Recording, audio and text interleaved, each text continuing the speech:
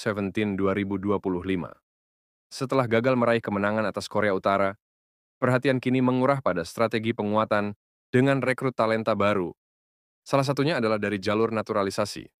Inilah daftar calon pemain naturalisasi Timnas Indonesia U17 versi favorit PSSI. 1. Feike Muller. Feike Muller seorang pemain yang kini sedang mencuri perhatian. Usianya 16 tahun dan memiliki darah Indonesia dari kakek pihak ibunya, yang berasal dari Haria, Saparua, Maluku Tengah.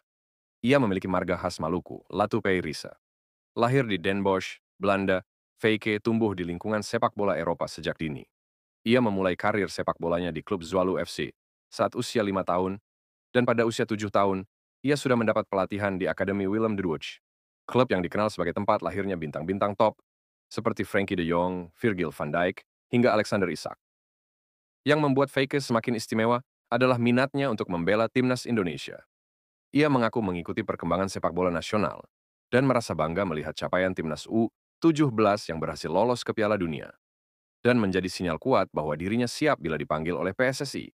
Berikutnya adalah Jason Yeo, posisi penjaga gawang, kini bermain di tim muda Holstein Kiel, klub asal Jerman.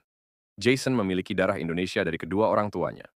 Ayahnya berasal dari kota Kijang, Provinsi Kepulauan Riau, dan ibunya dari Pulau Klong. Kedua orang tua Jason masih memegang paspor Indonesia, membuat proses naturalisasi bisa berjalan lebih cepat bila diperlukan. Jason menunjukkan performa menjanjikan bersama klubnya.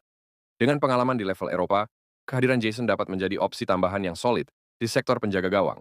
Terlebih lagi setelah performa timnas U17, dinilai masih membutuhkan penguatan pertahanan di bawah mistar gawang. 3. Lucas Lee. Lucas Lee termasuk nama yang tidak asing bagi penggemar sepak bola Indonesia. Ia pernah memperkuat timnas Indonesia U16 pada ajang Piala AFF 2024 dan ikut membantu Garuda Muda lolos ke Piala Asia U17. Meski di akhir turnamen tidak terlibat, namanya masih relevan menjadi kandidat untuk tim nasional. Lucas adalah pemain berdarah campuran Indonesia dan Korea Selatan. Ia juga menunjukkan antusias tinggi terhadap sepak bola di Indonesia. Dalam tanggapannya, Ketua Umum PSSI Erick Thohir menegaskan bahwa saya belum bisa pastikan karena semua masih menunggu review dari kompetisi dan tim pelatih. Ujar Erick Thohir, agar setiap proses yang dijalankan PSSI benar-benar matang dan sesuai kebutuhan tim. Senada dengan Erick Thohir, Nova Arianto juga tidak menutup kemungkinan adanya penambahan kekuatan dari luar negeri. Kami akan melihat posisi mana yang butuh tambahan pemain dan akan mempertimbangkan opsi terbaik termasuk dari pemain diaspora, ungkap Nova.